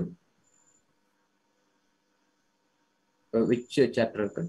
Matthew 8, 16 and 17. ಮತ್ತಾಯ 8, 16 ಮತ್ತು 17ನೇ ವಚನ. ಸಂಜೆಯಾಗಲು ದೆವ್ವ ಹಿಡಿದ ಬಹಳ ಜನರನ್ನು ಆತನ ಬಳಿಗೆ ಕರೆತಂದರು. ಆತನು ಮಾತು ಮಾತ್ರದಿಂದಲೇ ದೆವ್ವಗಳನ್ನು ಬಿಡಿಸಿದ್ದಲ್ಲದೆ ಮೈಯಲ್ಲಿ ನೆಟ್ಟಗಿಲ್ಲದವರೆಲ್ಲರನ್ನೂ ವಾಸಿ ಮಾಡಿದನು. ಇದರಿಂದ ನಮ್ಮ ಬೇನೆಗಳನ್ನು ತಾನೇ ತೆಗೆದುಕೊಂಡು ನಮ್ಮ ರೋಗಗಳನ್ನು ಹೊತ್ತುಕೊಂಡನು ಎಂದು ಯೆಶಾಯನೆಂಬ ಪ್ರವಾದಿಯಿಂದ ಹೇಳಿರುವ ಮಾತು ನೆರವೇರಿತು. So he was fulfilling the Old Testament prophecies about him. ಆದ್ದರಿಂದ ಆತನು ಹಳೆ ಒಡಂಬಡಿಕೆಯಲ್ಲಿ ತನ್ನ ಕುರಿತಾಗಿ ಮಾಡಲ್ಪಟ್ಟ ಪ್ರವಾದನೆಗಳನ್ನು ನೆರವೇರಿಸುತ್ತಿದ್ದನು. Number 14. 14ನೇದಾಗಿ, he was causing men to place their faith in him. ಜನರು ತನ್ನ ಮೇಲೆ ನಂಬಿಕೆಯನ್ನು ಇಡಬೇಕು ಎಂಬುದಾಗಿ ಆತನು ಬಯಸಿದನು. Look at John chapter 2 verse 11. ನಾವು ಯೋಹಾನ ಸುವಾರ್ತೆ 2ನೇ ಅಧ್ಯಾಯ 11ನೇ ವಚನವನ್ನ ನೋಡಿಕೊಳ್ಳೋಣ. ಯೇಸು ಈ ಮೊದಲನೇ ಸೂಚಕ ಕಾರ್ಯವನ್ನು ಗಲಿಲಾಯದ ಕಾನಾ ಊರಿನಲ್ಲಿ ಮಾಡಿ ತನ್ನ ಮಹಿಮೆಯನ್ನು ತೋರ್ಪಡಿಸಿದನು ಮತ್ತು ಆತನ ಶಿಷ್ಯರು ಆತನಲ್ಲಿ ನಂಬಿಕೆ ಇಟ್ಟರು. And look at chapter 20 of John verse 30 and 31. John is writing about why he came, what was his ministry, the purpose of his ministry. ಮತ್ತು ಯೋಹಾನ ಸುವಾರ್ತೆ 20ನೇ ಅಧ್ಯಾಯ 30 and 31. 30 ಮತ್ತು 31ನೇ ವಚನದಲ್ಲಿ ಯಾಕೆ ಆತನು ಈ ಲೋಕಕ್ಕೆ ಬಂದನು, ಆತನ ಸೇವೆಯ ಮುಖ್ಯ ಉದ್ದೇಶ ಏನಾಗಿತ್ತು ಎಂಬುದನ್ನು ತಿಳಿಸುತ್ತಾನೆ. ಯೇಸು ಇನ್ನೂ ಬೇರೆ ಎಷ್ಟೋ ಸೂಚಕ ಕಾರ್ಯಗಳನ್ನು ತನ್ನ ಶಿಷ್ಯರ ಮುಂದೆ ಮಾಡಿದನು. ಅವುಗಳು ಈ ಗ್ರಂಥದಲ್ಲಿ ಬರೆದಿರುವುದಿಲ್ಲ. ಆದರೆ ಯೇಸು ದೇವಕುಮಾರನಾದ ಕ್ರಿಸ್ತನೆಂದು ನೀವು ನಂಬುವಂತೆಯೂ ನಂಬಿ ಆತನ ಹೆಸರಿನ ಮೂಲಕವಾಗಿ ಜೀವವನ್ನು ಪಡೆದುಕೊಳ್ಳುವಂತೆಯೂ ಇಷ್ಟೆಲ್ಲಾ ಬರೆದಿದೆ. Yeah, so at the end, when we look at what was his activities, it was all to glorify the Father. ಅಂತ್ಯದಲ್ಲಿ ನಾವು ನೋಡುವಾಗ ಆತನ ಈ ಕಾರ್ಯಗಳ ಮುಖ್ಯ ಉದ್ದೇಶ ಏನಾಗಿತ್ತು ಅಂದರೆ ತಂದೆಯಾದ ದೇವರನ್ನ ಮಹಿಮೆ ಪಡಿಸುವುದೇ ಆಗಿತ್ತು. In his high priestly prayer in John 17 verse 4, he says, I glorified you on the earth, having accomplished the work that you gave me to do. ನಾವು ಯೋಹಾನ ಸುವಾರ್ತೆ 17ನೇ ಅಧ್ಯಾಯ 4ನೇ ವಚನದಲ್ಲಿ ನಾವು ನೋಡುವಾಗ ಯೇಸು ಕ್ರಿಸ್ತನು ತನ್ನ ಆ ಮಹಾಯಾಜಕನಾಗಿ ಮಾಡುವ ಪ್ರಾರ್ಥನೆಯಲ್ಲಿ ನೀನು ಮಾಡಬೇಕೆಂದು ನೀನು ನನಗೆ ಕೊಟ್ಟ ಕೆಲಸವನ್ನು ನಾನು ನೆರವೇರಿಸಿ ನಿನ್ನನ್ನು ಭೂಲೋಕದಲ್ಲಿ ಮಹಿಮೆ ಪಡಿಸಿದೆನು ಎಂಬುದಾಗಿ ಹೇಳುತ್ತಾನೆ. See, remember, it is said before he went to the cross. ಇಲ್ಲಿ ನೋಡುವಾಗ ಆತನು ಶಿಲುಬೆಗೆ ಹೋಗುವುದಕ್ಕಿಂತ ಮುಂಚೆಯೇ ಆತನು ಈ ಮಾತನ್ನ ಹೇಳಿದನು. But he was assured that he is going to fulfill that. So he said, I already glorified you. ಆತನು ದೇವರ ಕಾರ್ಯವನ್ನ ಮುಗಿಸುತ್ತೇನೆ, ಆತನ ಮಹಿಮೆ ಪಡಿಸುತ್ತೇನೆ ಎಂಬುದಾಗಿ ನಿಶ್ಚಯವಾಗಿ ಇದ್ದದ ಕಾರಣವೇ ನಿನ್ನನ್ನು ಮಹಿಮೆ ಪಡಿಸಿದ್ದೇನೆ ಎಂಬುದಾಗಿ ಮುಂಚಿತವಾಗಿ ಹೇಳಿದನು. Remember, at the very beginning of his ministry, when he was baptized by John the Baptist, heaven opened, there was an Akashavani that this is my beloved son in whom I am well pleased. At the very beginning of his ministry, not after the cross. That's the kind of son of God he was. ನಾವು ಜ್ಞಾಪಕ ಮಾಡಿಕೊಳ್ಳುವಾಗ ಆತನು ದೀಕ್ಷಾ ಸ್ನಾನ ತೆಗೆದುಕೊಳ್ಳುವಾಗ ಒಂದು ಆಕಾಶವಾಣಿ ಆಯಿತು. ಏನೆಂದರೆ ಈತನು ನನ್ನ ಪ್ರಿಯನಾಗಿರುವ ಮಗನು, ಈತನನ್ನು ನಾನು ಮೆಚ್ಚಿದ್ದೇನೆ ಎಂಬುದಾಗಿ ಆತನು ದೇವರು ಹೇಳುವುದನ್ನು ನಾವು ನೋಡುತ್ತೇವೆ. ಆತನ ಸುವಾರ್ಥ ಸೇವೆ ಪ್ರಾರಂಭವಾಗುವುದಕ್ಕಿಂತ ಮುಂಚೆಯೇ ದೇವರು ಆತನ ಕಾರ್ಯಗಳನ್ನ ಮೆಚ್ಚಿದನು. ಆತನು ಶಿಲುಬೆ ಮೇಲೆ ಕಾರ್ಯವನ್ನು ಮಾಡಿ ಮುಗಿಸುವುದಕ್ಕಿಂತ ಮುಂಚೆ ದೇವರು ಆತನನ್ನು ಮೆಚ್ಚಿದನು. He came to do the will of God and to glorify the Father. ಆತನು ಈ ಲೋಕಕ್ಕೆ ತಂದೆಯಾದ ದೇವರ ಚಿತ್ತವನ್ನು ಮಾಡಲಿಕ್ಕೆ ಮತ್ತು ಆತನನ್ನ ಮಹಿಮೆ ಪಡಿಸುವುದಕ್ಕಾಗಿ ಬಂದನು. So what we looked so far was mainly the different ministry activities of the Lord Jesus Christ when he was in this world. ಆದ್ದರಿಂದ ನಾವು ಇಲ್ಲಿವರೆಗೆ ನೋಡಿಕೊಂಡದ್ದೇನೆಂದರೆ ಯೇಸು ಕ್ರಿಸ್ತನು ಈ ಲೋಕದಲ್ಲಿದ್ದಾಗ ತಾನು ಮಾಡಿದಂತಹ ಸೇವೆಯ ಕಾರ್ಯದಲ್ಲಿ ಮಾಡಿದ ಅನೇಕ ಕಾರ್ಯಗಳ ಕುರಿತಾಗಿ ನೋಡಿಕೊಂಡೆವು. Now we will look at something about his miracles. ನಾವು ಈಗ ಆತನ ಸೂಚಕ ಕಾರ್ಯಗಳ ಕುರಿತಾಗಿ ನೋಡಿಕೊಳ್ಳೋಣ. Because there are a lot of people who misunderstand the miracles then and the miracles now. ಯಾಕಂದರೆ ಈ ದಿನ ಅನೇಕ ಜನರು ಆತನು ಆಗ ಮಾಡಿದಂತಹ ಅದ್ಭುತ ಕಾರ್ಯಗಳು ಮತ್ತು ಈಗ ನಡೆಯುವ ಅದ್ಭುತ ಕಾರ್ಯಗಳನ್ನ ತಪ್ಪಾಗಿ ಅರ್ಥೈಸಿಕೊಂಡಿದ್ದಾರೆ. Before we look at that, I want to remind, in the Word of God, there were mainly 4 great periods of miracles in the Bible. ನಾನು ಅದನ್ನ ಹೇಳುವುದಕ್ಕಿಂತ ಮುಂಚೆ ನಿಮಗೆ ಒಂದು ವಿಷಯವನ್ನ ಜ್ಞಾಪಕಕ್ಕೆ ತರುತ್ತೇನೆ. ಏನೆಂದರೆ, ದೇವರ ವಾಕ್ಯದಲ್ಲಿ ಪ್ರಾಮುಖ್ಯವಾಗಿ 4 ವಿಧವಾದಂತಹ ಗುಣಪಡಿಸುವ ಅಥವಾ ಅದ್ಭುತ ಕಾರ್ಯಗಳನ್ನು ಮಾಡುವ ಆತ್ಮಗಳ ಕುರಿತಾಗಿ ನೋಡುತ್ತೇವೆ. There were 4 periods of time. 4 ಸಮಯಗಳಲ್ಲಿ. Okay. In different times, there were more miracle happening in the world. ಆತನ ಸೂಚಕ ಕಾರ್ಯಗಳು ನಡೆಯುವಂತ ಆ ಕಾಲಘಟ್ಟದ 4 ಹಂತಗಳನ್ನು ನಾವು ನೋಡುತ್ತೇವೆ. ಕೆಲವು ಹಂತಗಳಲ್ಲಿ, ಕೆಲವು ಕಾಲಗಳಲ್ಲಿ ಹೆಚ್ಚು ಸೂಚಕ ಕಾರ್ಯಗಳು ನಡೆದವು. Yeah. For example, the time of Exodus during Moses' time in Egypt, God was doing a lot of miracles during the Exodus. ಉದಾಹರಣೆಗೆ ನಾವು ಮೋಶೆಯ ಕಾಲದಲ್ಲಿ ಆ ಒಂದು ವಿಮೋಚನಾ ಕಾಂಡದ ಅಧ್ಯಾಯದಲ್ಲಿ ಮತ್ತು ಆ ಕಾಲದಲ್ಲಿ ನೋಡುವಾಗ ದೇವರು ಇಸ್ರಾಯೇಲರ ಮಧ್ಯದಲ್ಲಿ ಐಗುಪ್ತ ದೇಶದಿಂದ ಅವರನ್ನ ಹೊರತಂದಾಗ ಅನೇಕ ಅದ್ಭುತ ಕಾರ್ಯಗಳನ್ನು ಮಾಡಿದನು. Secondly, ಎರಡನೇದಾಗಿ, during the time of the prophet Elijah and Elisha, there were so many miracles happening. ಪ್ರವಾದಿಗಳಾದ ಎಲಿಯನು ಮತ್ತು ಎಲೀಷನ ಕಾಲದಲ್ಲಿ ಅನೇಕ ಅದ್ಭುತ ಕಾರ್ಯಗಳು ಜರುಗಿದ್ದನ್ನು ನಾವು ನೋಡುತ್ತೇವೆ. You can read that in the 1st and 2nd Kings. ನಾವು ಅದನ್ನ 1 ಮತ್ತು 2 ಅರಸುಗಳ ಪುಸ್ತಕಗಳಲ್ಲಿ ನೋಡಿಕೊಳ್ಳಬಹುದು. Thirdly, during the time of Jesus Christ, there were a lot of miracles happening. ಮೂರನೇದಾಗಿ, ನಮ್ಮ ಕರ್ತನಾದ ಯೇಸು ಕ್ರಿಸ್ತನ ಕಾಲದಲ್ಲಿಯೂ ಅನೇಕ ಅದ್ಭುತ ಕಾರ್ಯಗಳು ನಡೆಯುತ್ತಿದ್ದವು. Fourthly, during the time of the apostles, in the book of Acts, we see many miracles happening. ನಾಲ್ಕನೇದಾಗಿ, ಅಪೊಸ್ತಲರ ಕಾಲದಲ್ಲಿ ನಾವು ನೋಡುವ ಪ್ರಕಾರ ಅನೇಕ ಅದ್ಭುತ ಕಾರ್ಯಗಳು ಜರುಗುತ್ತಿದ್ದೆವು. ಅದನ್ನು ನಾವು ಅಪೊಸ್ತಲರ ಕೃತ್ಯ ಪುಸ್ತಕಗಳಲ್ಲಿ ನೋಡುತ್ತೇವೆ. These are the 4 times in Bible history there were extraordinary miracles. ಸತ್ಯವೇದದ ಇತಿಹಾಸದ ಈ 4 ಕಾಲಗಳಲ್ಲಿ ಅದ್ವಿತೀಯವಾದಂತಹ ಅದ್ಭುತ ಕಾರ್ಯಗಳು ಜರುಗಿದ್ದನ್ನು ನಾವು ನೋಡುತ್ತೇವೆ. But if you look at that, it all had to do with God's revelation. In the Old Testament, during the time of Exodus, when the law was given at Mount Sinai, around that time there were a lot of miracles. ಈ ಎಲ್ಲ ಅದ್ಭುತ ಕಾರ್ಯಗಳ ಉದ್ದೇಶವನ್ನು ನಾವು ನೋಡುವಾಗ ಅದು ಯಾಕೆ ಸಂಭವಿಸುತ್ತಂದರೆ, ದೇವರು ತನ್ನನ್ನ ಪ್ರಕಟಿಸಿಕೊಳ್ಳುವಾಗ ಹೆಚ್ಚು ಅದ್ಭುತ ಕಾರ್ಯಗಳು ನಡೆದವು ಎಂಬುದಾಗಿ ನಾವು ನೋಡುತ್ತೇವೆ. ಉದಾಹರಣೆಗೆ ಸಿನಾಯ್ ಬೆಟ್ಟದ ಹತ್ತಿರದಲ್ಲಿ ಅನೇಕ ಸೂಚಕ ಕಾರ್ಯಗಳು ನಡೆದವು. Because he was giving the law, the word of God. ಯಾಕಂದ್ರೆ ಆತನು ತನ್ನ ಆಜ್ಞೆಗಳನ್ನ, ಅವನು ತನ್ನ ವಾಕ್ಯವನ್ನ ಕೊಡುವವನಾಗಿದ್ದನು, ಧರ್ಮಶಾಸ್ತ್ರವನ್ನು ಕೊಡುತ್ತಿದ್ದನು. The same in the New Testament revelation, during the time of Christ and apostles, there were a lot of miracles. ಅದೇ ರೀತಿ ಹೊಸ ಒಡಂಬಡಿಕೆಯಲ್ಲಿ ಆತನು ಮಾಡಿದಂತಹ ಪ್ರಕಟಣೆ ಆ ಯೇಸು ಕ್ರಿಸ್ತನ ಕಾಲದಲ್ಲಿ ಮತ್ತು ತನ್ನ ಶಿಷ್ಯರ ಕಾಲದಲ್ಲಿ ತನ್ನನ್ನು ಪ್ರಕಟಿಸಿಕೊಳ್ಳುವುದಕ್ಕಾಗಿ ಅನೇಕ ಅದ್ಭುತಗಳನ್ನು ಮಾಡಿದನು. But God didn't always do such miracles. ಆದರೆ ದೇವರು ಯಾವಾಗಲೂ ಆ ಸೂಚಕ ಕಾರ್ಯಗಳನ್ನ, ಅದ್ಭುತ ಕಾರ್ಯಗಳನ್ನ ಮಾಡಲಿಲ್ಲ. From the time of Malachi to Matthew, or until John the Baptist came, about 400 years God did not even speak to Israelites. ನಾವು ನೋಡುವಾಗ ಮಲಾಕಿಯ ಗ್ರಂಥಕ್ಕೂ ಆ ಮತ್ತಾಯನ ಸುವಾರ್ತೆಯ ಗ್ರಂಥಕ್ಕೂ ಮಧ್ಯದಲ್ಲಿ ಇರುವಂತಹ ಆ 400 ವರ್ಷಗಳ ಆ ಒಂದು ಕತ್ತಲೆಯ ಆ ಮೌನ ಕಾಲದಲ್ಲಿ ಆತನು ಯಾವುದೇ ಅದ್ಭುತಗಳನ್ನ ಮಾಡಲಿಲ್ಲ, ಯೋಹಾನನ ಕಾಲದವರೆಗೂ. There are a false idea by the Pentecostal charismatic people that God did miracles then, he should do it now also. ಈ ದಿನ ಪೆಂಟಕೋಸ್ಟ್ ಆ ಒಂದು ಪಂಗಡದ ಜನರ ಮಧ್ಯದಲ್ಲಿ ಆ ಒಂದು ತಪ್ಪಾದಂತ ತಿಳುವಳಿಕೆ ಉಂಟು. ಏನೆಂದರೆ, ದೇವರು ಆಗ ಅದ್ಭುತ ಕಾರ್ಯಗಳನ್ನು ಮಾಡಿದನು, ಈಗಲೂ ಮಾಡಬೇಕು ಎಂಬುದಾಗಿ ಬಯಸುತ್ತಾರೆ. And if you are a servant of God, you should do miracles. ಮತ್ತು ನೀನು ಒಂದು ವೇಳೆ ದೇವರ ಸೇವಕನಾಗಿರುವುದಾದರೆ ನೀನು ಅದ್ಭುತವನ್ನ ಮಾಡಲೇಬೇಕು ಎಂಬುದಾಗಿ ನೆನೆಸುತ್ತಾರೆ. Abraham was a great man of faith, but we don't read about any miracles that he has done. ನಾವು ಅಬ್ರಹಾಮನ ಕುರಿತಾಗಿ ನೋಡುವಾಗ ಆತನು ದೇವರ ಒಬ್ಬ ಉತ್ತಮ ಸೇವಕನಾಗಿದ್ದನು, ಆದರೆ ಆತನು ಯಾವುದೇ ಅದ್ಭುತ ಕಾರ್ಯಗಳನ್ನು ಮಾಡಲಿಲ್ಲ. So when we look at these 4 time periods when God did so much miracles, ನಾವು ಈ 4 ಕಾಲಗಳನ್ನ ನೋಡುವಾಗ ಈ 4 ಕಾಲಗಳಲ್ಲಿ ದೇವರು ಎಷ್ಟೊಂದು ಅದ್ಭುತ ಕಾರ್ಯಗಳನ್ನು ಮಾಡಿದನು. There are different reasons for that. ಆ ಕಾರ್ಯಗಳು, ಅದ್ಭುತ ಕಾರ್ಯಗಳು ನಡೆದದಕ್ಕೆ ನಾನಾ ಕಾರಣಗಳುಂಟು. It was first of all to make God known to men and glorify him.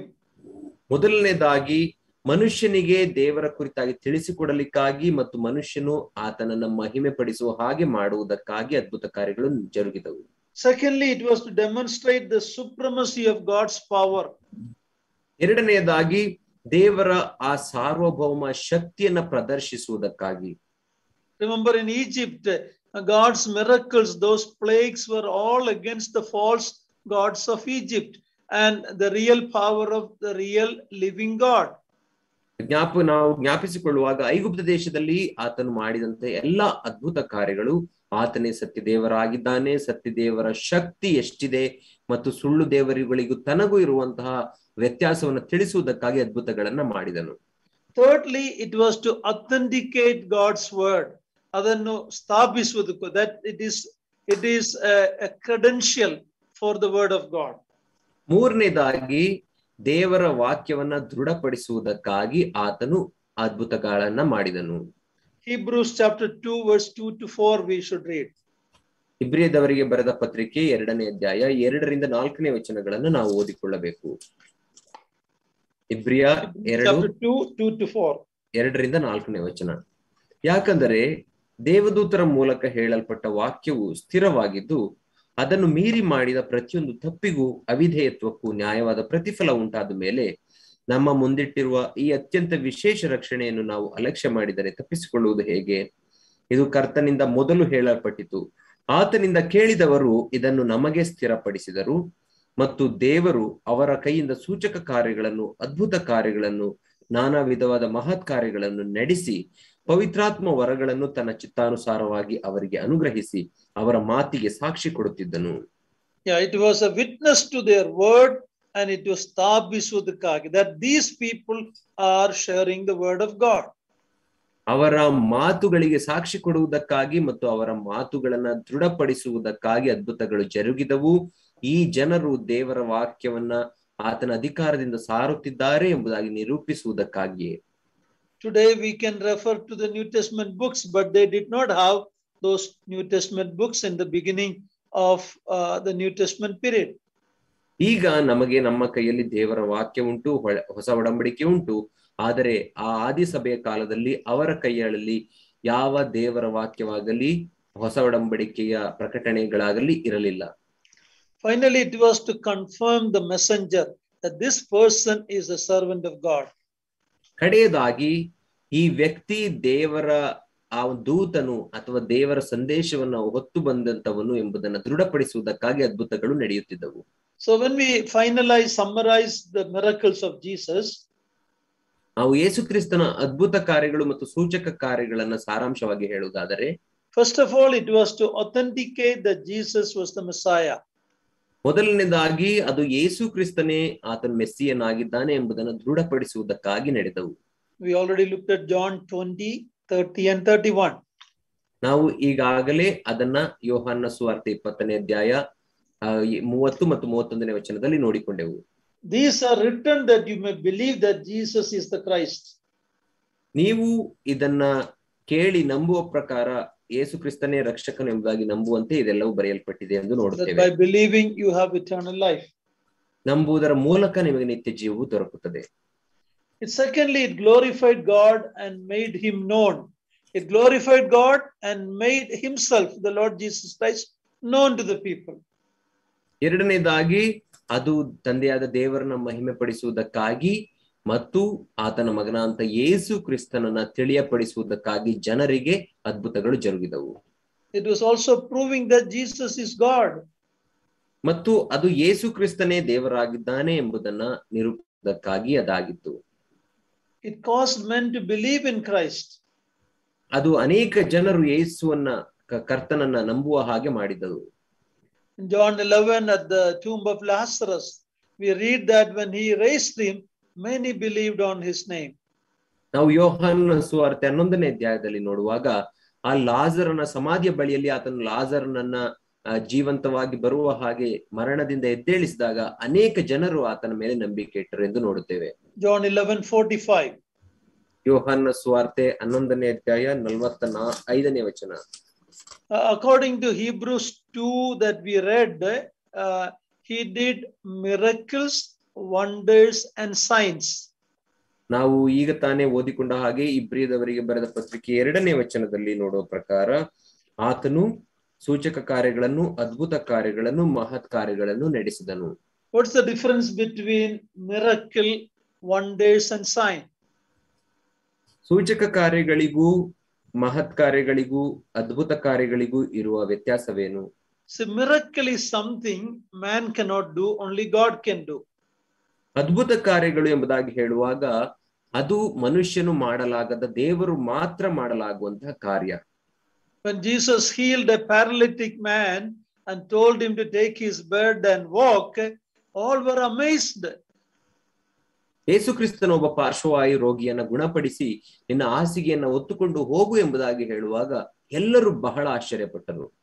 That is a miracle, only God can do that. ಅದು ಅದ್ಭುತ ಕಾರ್ಯ, ದೇವರು ಮಾತ್ರ ಮಾಡಲಿಕ್ಕೆ ಸಾಧ್ಯವಾದ ಅದ್ಭುತ ಕಾರ್ಯ. Wonders means the miracle will make man, it's a wonder and amazement. That's because of the miracle. ಮಹತ್ ಕಾರ್ಯಗಳು ಎಂಬುದಾಗಿ ನಾವು ನೋಡುವಾಗ ಆ ಕಾರ್ಯಗಳು ಜರುಗುವಾಗ ಅದನ್ನು ನೋಡುವ ಮನುಷ್ಯನ ಹೃದಯದಲ್ಲಿ ಅದು ಆಶ್ಚರ್ಯವನ್ನು ಹುಟ್ಟಿಸುವಂತದ್ದಾಗಿರುತ್ತದೆ. ಓ ಎಂಬುದಾಗಿ ಆತನು ಆಶ್ಚರ್ಯ ಪಡುವ ಹಾಗೆ ಮಾಡುತ್ತವೆ. The mouth will be opened. Who can do this? So that is the wonder means. ಅದೇ ಮಹತ್ ಕಾರ್ಯಗಳು ಅಂದರೆ ಮನುಷ್ಯನು ಆ ಕಾರ್ಯಗಳನ್ನು ನೋಡುವಾಗ ಬಾಯಿ ಬಿಟ್ಟುಕೊಂಡು ಯಾರು ಇಂಥ ಕಾರ್ಯಗಳನ್ನು ಮಾಡಲಿಕ್ಕೆ ಸಾಧ್ಯ ಎಂಬುದಾಗಿ ಯೋಚಿಸುತ್ತಾನೆ. But then what does a sign means? ಸೂಚಕ ಕಾರ್ಯ ಎಂದರೆ ಏನು? Especially it is in the Gospel of John we see about the 7 signs. 7 miracles are not called miracles, it is called signs. ನಾವು ಪ್ರಾಮುಖ್ಯವಾಗಿ ಯೋಹಾನ ಸುವಾರ್ತೆಯಲ್ಲಿ ನಾವು ನೋಡುತ್ತೇವೆ, ಅಲ್ಲಿ ಜರುಗಿರುವಂತಹ ಕಾರ್ಯಗಳನ್ನ ನಾವು ಅದ್ಭುತ ಕಾರ್ಯಗಳು ಎಂಬುದಾಗಿ ಕರೆಯುವುದಿಲ್ಲ, ಬದಲಾಗಿ ಸೂಚಕ ಕಾರ್ಯಗಳು, 7 ಸೂಚಕ ಕಾರ್ಯಗಳು ಎಂಬುದಾಗಿ ನೋಡುತ್ತೇವೆ.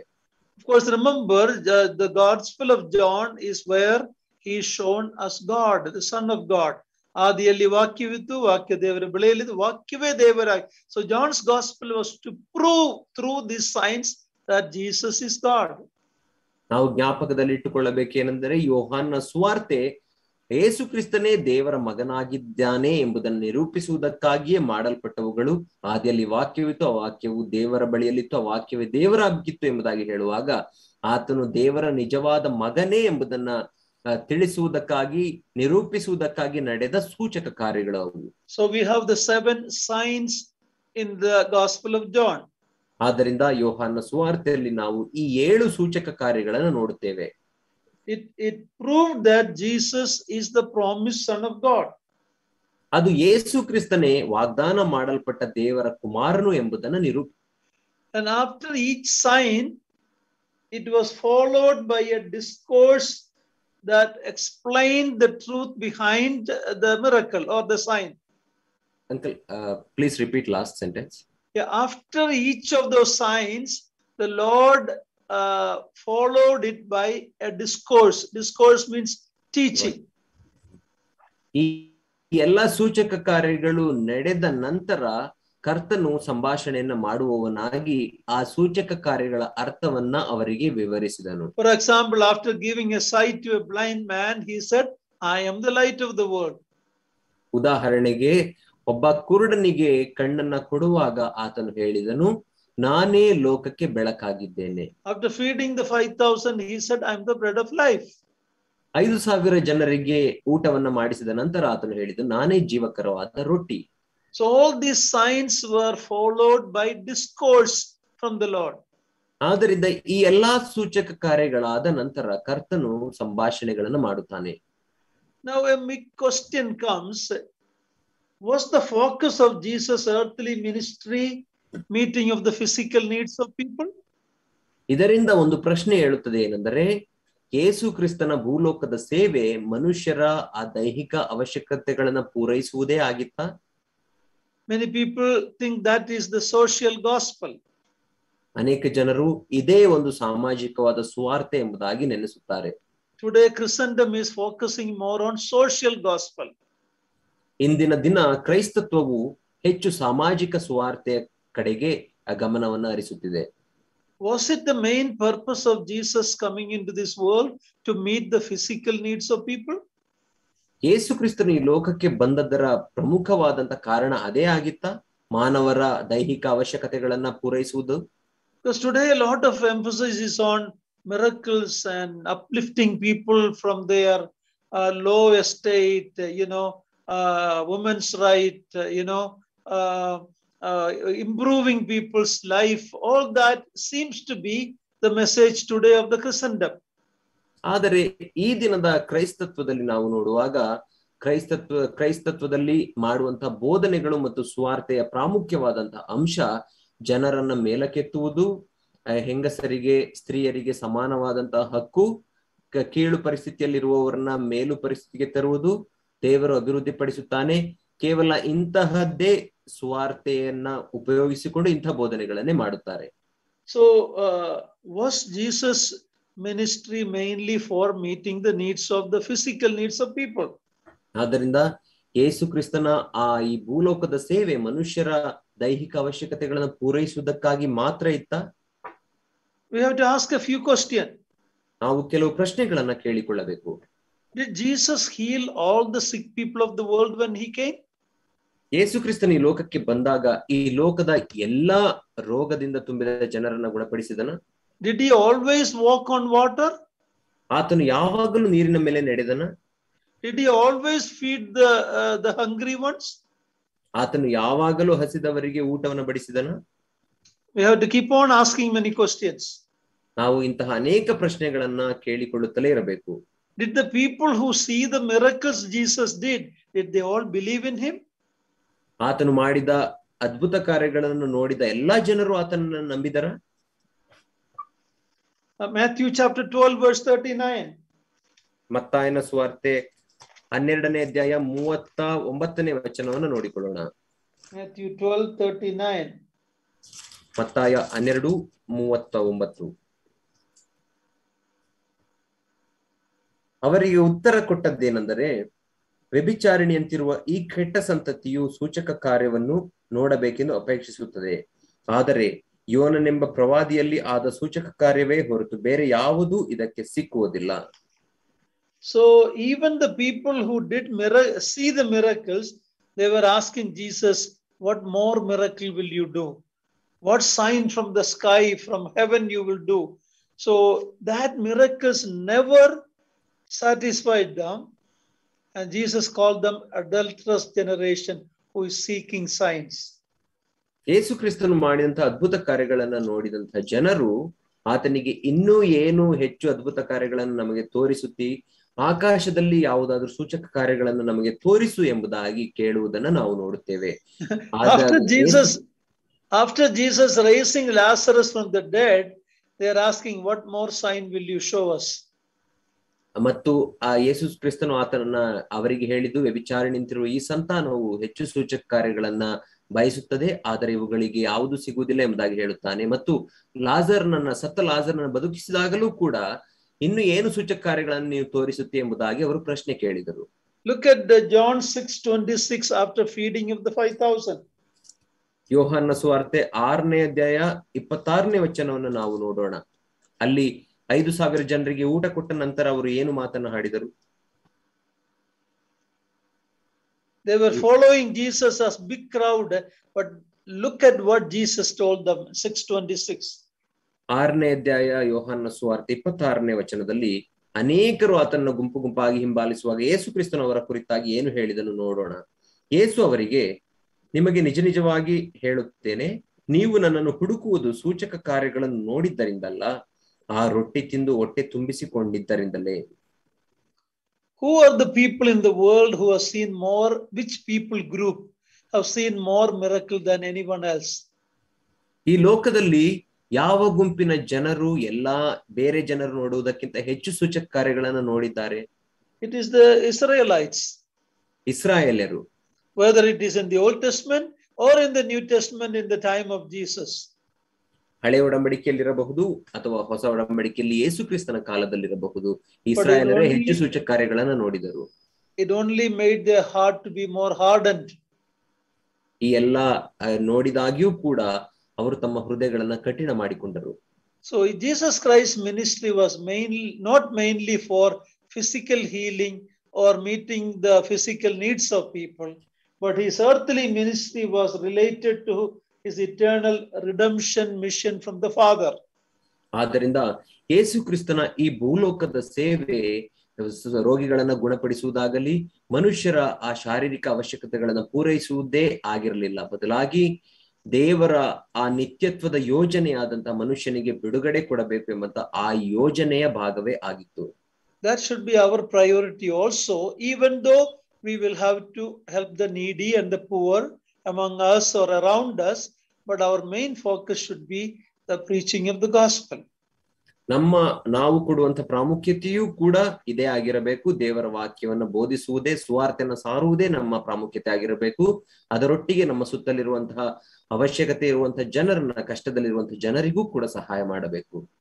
As many of you know that we are involved in a ministry for patients in Accept Ministry, but if it is only a social work, I wouldn't do that. The main emphasis there is people should hear the gospel. ನಿಮಗೆಲ್ಲರಿಗೂ ಗೊತ್ತಿರೋ ಪ್ರಕಾರ ನಾವು ನಮ್ಮ accept ಸಂಸ್ಥೆಯಲ್ಲಿ ರೋಗಿಗಳ ಮಧ್ಯದಲ್ಲಿ ಸೇವೆಯನ್ನ ಮಾಡುತ್ತೇವೆ. ನಾವು ಮಾಡುವ ಸೇವೆ ಅದು ಕೇವಲ ಸಮಾಜ ಸೇವೆಯಾಗಿದ್ದರೆ ನಾವು ಆ ಸೇವೆಯನ್ನ ಮಾಡುತ್ತಲೇ ಇರಲಿಲ್ಲ. ಬದಲಾಗಿ ಯೇಸು ಕ್ರಿಸ್ತನ ಸುವಾರ್ತೆಯನ್ನ ಸಾರುವುದೇ ನಮ್ಮ ಸೇವೆಯ ಪ್ರಾಮುಖ್ಯವಾದಂತ ಗುರಿಯಾಗಿದೆ. But at the same time, let me tell something else. If we only preach the gospel, we are not concerned about the needs of people who are suffering around us, that is also wrong. ಇನ್ನೊಂದು ವಿಷಯವನ್ನು ನಿಮಗೆ ಹೇಳಲಿಕ್ಕೆ ಬಯಸುತ್ತೇನೆ. ಅದೇನೆಂದರೆ, ಕೇವಲ ನಾವು ಸುವಾರ್ತೆಯನ್ನೇ ಸಾರುವವರಾಗಿ ನಮ್ಮ ಸುತ್ತಲಿರುವ ಜನರ ಕಷ್ಟಗಳಿಗೆ, ಸಮಸ್ಯೆಗಳಿಗೆ ಸ್ಪಂದಿಸದೆ ಅವುಗಳ ಕುರಿತಾಗಿ ಚಿಂತೆ ಇಲ್ಲದವರಾಗಿದ್ದರೆ ಅದು ಕೂಡ ಕೆಲಸ ಮಾಡುವುದಿಲ್ಲ. So we need to have a right balance, priority for the gospel, at the same time meeting the needs of people. ಈ ಎರಡನ್ನೂ ನಾವು ಸಮಭಾಗವಾಗಿ ಸಮದೂಗಿಸಿಕೊಂಡು ಹೋಗಬೇಕು. ಏನೆಂದರೆ ಸುವಾರ್ತೆಯನ್ನು ಸಾರಬೇಕು ಮತ್ತು ಜನರ ಕಷ್ಟಗಳಿಗೆ, ಅಗತ್ಯತೆಗಳಿಗೂ ಕೂಡ ನಾವು ಸ್ಪಂದಿಸಬೇಕು. Okay, so that is a little bit about the miracles of the Lord Jesus Christ. ಆದ್ದರಿಂದ ಇದು ಯೇಸು ಕ್ರಿಸ್ತನ ಅದ್ಭುತ ಕಾರ್ಯಗಳ ಕುರಿತಾಗಿ ನಾವು ತಿಳಿದುಕೊಂಡ ಸ್ವಲ್ಪ ವಿಷಯವಾಗಿತ್ತು. Even the person Jesus raised from the dead, later he again died. ಯೇಸು ಕ್ರಿಸ್ತನು ಜೀವಂತವಾಗಿ ಎಬ್ಬಿಸಿದಂತ ವ್ಯಕ್ತಿಯೂ ಕೂಡ ನಂತರ ಆತನು ಸತ್ತು ಹೋದನು. Lazarus is not living in the world today.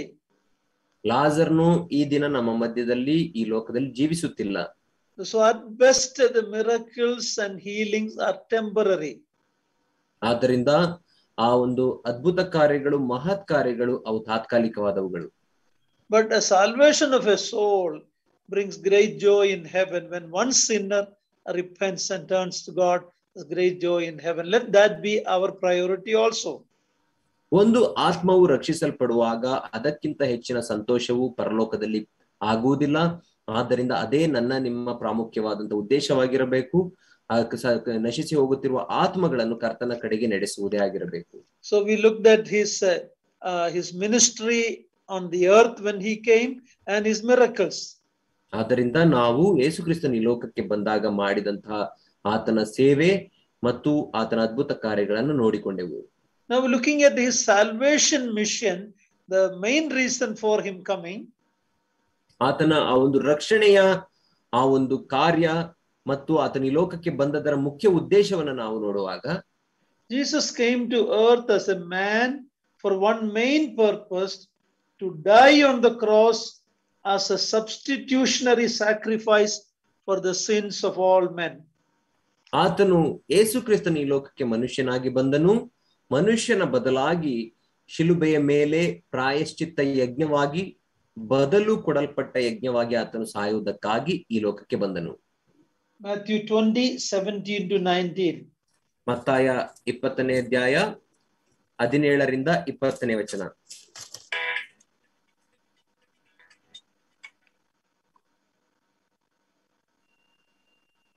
One moment. Matthew 20, 17 to 19. ಬರ್ತೀನಮ್ಮ ಒಂದು ನಿಮಿಷ. ಮತ್ತಾಯ 20ನೇ ಅಧ್ಯಾಯ Matthew 20, 17 to 19. 17ರಿಂದ 19ನೇ ವಚನ.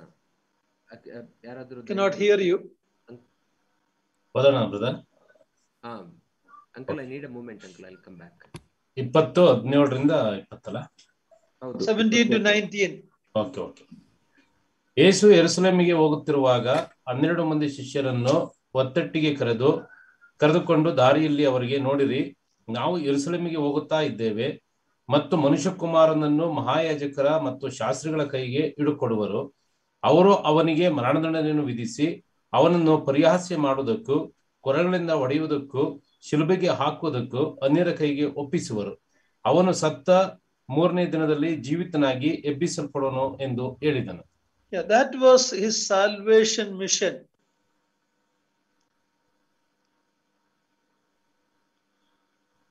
ಅದನ್ನು ಲೋಕಕ್ಕೆ ಬಂದ ಮುಖ್ಯ ಉದ್ದೇಶ ಆ ರಕ್ಷಣೆಯ ಕಾರ್ಯವನ್ನು ಸಾಧಿಸುವುದಕ್ಕಾಗಿ.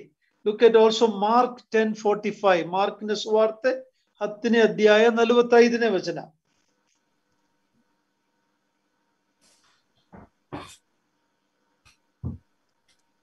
ಮನುಷ್ಯಕುಮಾರನು ಸೇವೆ ಮಾಡಿಸಿಕೊಳ್ಳೋದಕ್ಕೆ ಬರಲಿಲ್ಲ, ಸೇವೆ ಮಾಡೋದಕ್ಕೂ ಅನೇಕರನ್ನು ಬಿಡಿಸಿಕೊಳ್ಳೋದಕ್ಕಾಗಿ ತನ್ನ ಪ್ರಾಣವನ್ನು ಈಡುಕೊಡೋದಕ್ಕೂ ಬಂದನು ಎಂದು ಹೇಳಿದನು. This was the emphasis of the Lord's ministry. ಯೇಸು ಕರ್ತನು ಈ ಲೋಕಕ್ಕೆ ಬಂದ ಮೇನ್ ಮುಖ್ಯ ಉದ್ದೇಶ, it was a salvation mission. ಇದೇ ಯೇಸು ಕ್ರಿಸ್ತನು ಈ ಲೋಕಕ್ಕೆ ಬಂದಂತಹ ಮುಖ್ಯ ಉದ್ದೇಶ. ಅದೇನೆಂದರೆ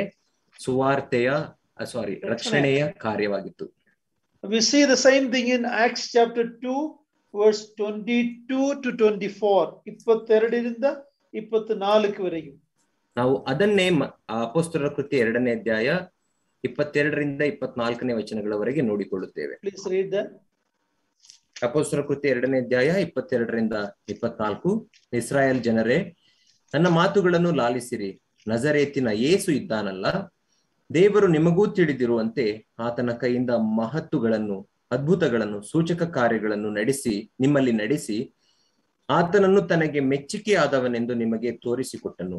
ಆ ಯೇಸು ದೇವರ ಸ್ಥಿರ ಸಂಕಲ್ಪಕ್ಕೂ ಭವಿಷ್ಯದ ಜ್ಞಾನಕ್ಕೂ ಅನುಸಾರವಾಗಿ ಒಪ್ಪಿಸಲ್ಪಟ್ಟಿರಲು ನೀವು ಅನ್ಯ ಜನರ ಕೈಯಿಂದ ಆತನನ್ನು ಶಿಲುಬೆಗೆ ಹಾಕಿಸಿ ಕೊಂದಿರಿ. ಆತನನ್ನು ದೇವರು ಮರಣ ವೇದನೆಗಳಿಂದ ಬಿಡಿಸಿ ಎಬ್ಬಿಸಿದನು, ಯಾಕಂದರೆ ಮರಣವು ಆತನನ್ನು ಹಿಡಿದುಕೊಂಡಿರುವುದು ಅಸಾಧ್ಯವಾಗಿತ್ತು. So this was his main mission, salvation mission.